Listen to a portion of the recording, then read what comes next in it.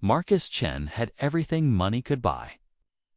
His penthouse overlooked the glittering Manhattan skyline.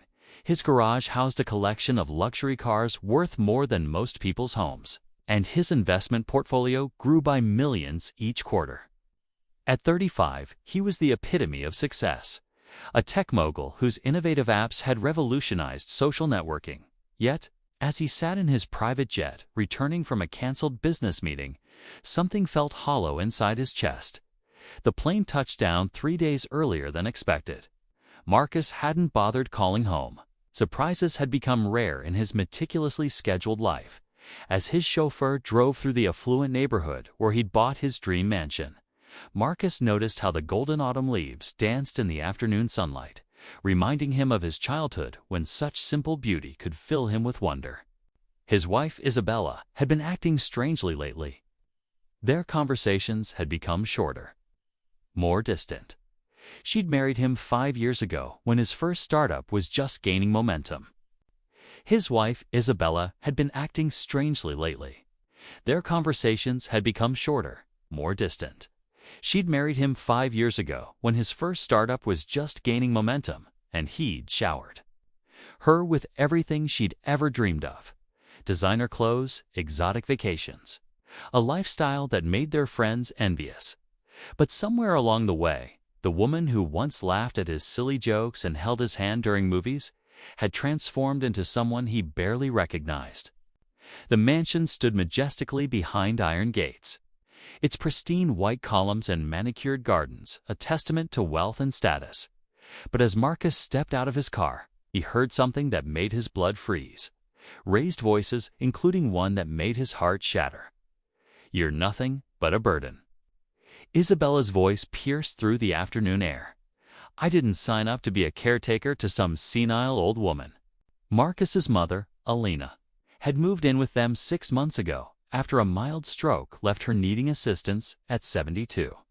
She was still sharp-minded, but physically frail, requiring help with daily activities. Marcus had hired the best nurses money could buy. But Isabella had insisted they were unnecessary expenses rushing toward the sound. Marcus witnessed a scene that would be forever burned into his memory. Through the French doors leading to the garden, he saw Isabella towering over his mother, who had fallen beside her wheelchair. Elena's face was streaked with tears, her small frame trembling as she tried to shield herself. "Please, Isabella," Alina whispered, her voice barely audible. "I was only trying to water the roses. They were my late husband's favorite. I don't care about your dead husband or his stupid flowers." Isabella shouted, her perfectly manicured hand raised threateningly. "This is my house, and I want you gone." Marcus burst through the doors, his heart pounding with a mixture of rage and devastation. What is happening here?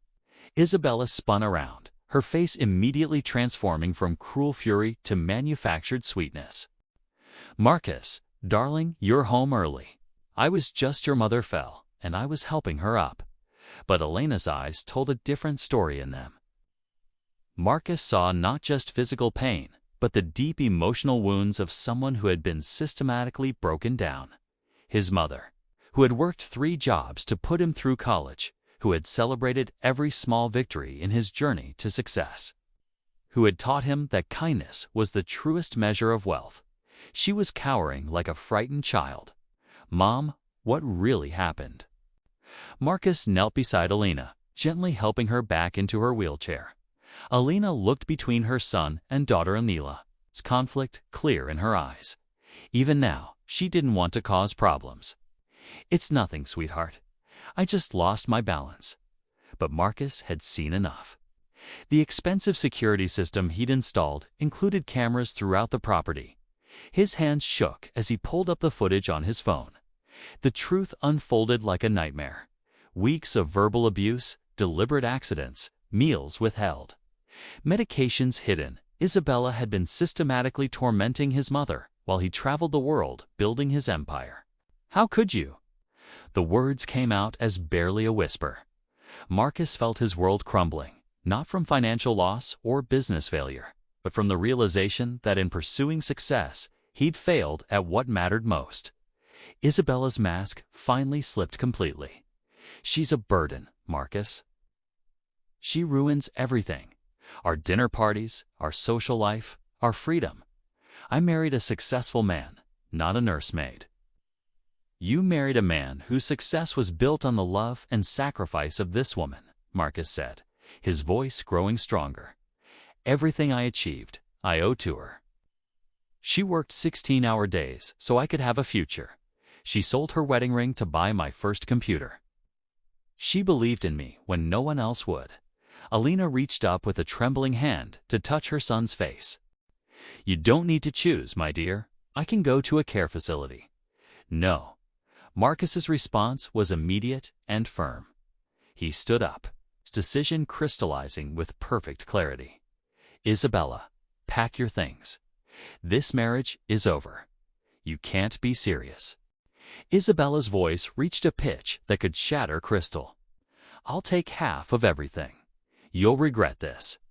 "Take it all," Marcus said simply. "Money can be earned again, but family, love, character, those are irreplaceable." As Isabella stormed out, screaming threats and obscenities, Marcus sat beside his mother in the garden. For the first time in years, he really looked at her, not as an obligation or responsibility, but as the extraordinary woman who had shaped his life through unconditional love. "I'm sorry, Mom.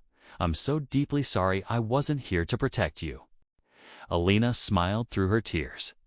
The same warm smile that had comforted him through childhood nightmares and teenage heartbreaks. "You're here now. And that's what matters." Over the following months, Marcus made dramatic changes. He stepped back from daily operations of his company, hiring trusted managers while he focused on what truly mattered. He converted the mansion's east wing into a beautiful suite for his mother, complete with her beloved rose garden visible from every window. They established a routine of morning walks, afternoon tea, and evening conversations that stretched long into the night. Alina shared stories of Marcus's father, family history he'd never known, and wisdom accumulated over 7 decades of life. The divorce proceedings were brutal, with Isabella's lawyers fighting for every penny. But Marcus faced it with unexpected peace. He'd learned that losing money felt insignificant compared to the years he'd lost by prioritizing wealth over relationships. One evening, as they sat watching the sunset paint the sky in brilliant oranges and purples, Alina took her son's hand. "You know, Marcus, I'm grateful for what happened. Grateful." Marcus was puzzled. "It brought you back to me. For years, I watched you become more successful and more isolated. You had everything except what mattered most: connection, purpose, peace. Sometimes we need to lose our way to find our true path." Alina was right. In caring for his mother, Marcus rediscovered parts of himself he'd forgotten existed. He started a foundation providing support for elderly people and their families. He began mentoring young entrepreneurs, teaching them not just about building wealth, but about building character. His company's culture shifted as he implemented policies supporting work-life balance and family values. 6 months later, at a charity gala for his foundation, Marcus met Dr. Sarah Mitchell, a geriatrician whose passion for elderly care matched his own. She didn't care about his wealth or status. She was drawn to his kindness and the gentle way he interacted with his mother, who had insisted on attending despite her limitations.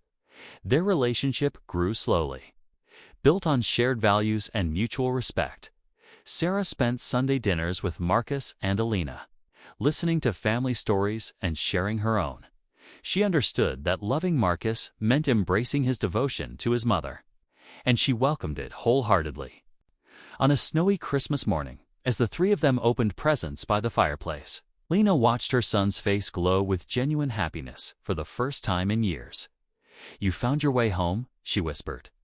To him, Marcus squeezed his mother's hand, understanding that home wasn't a place or possessions.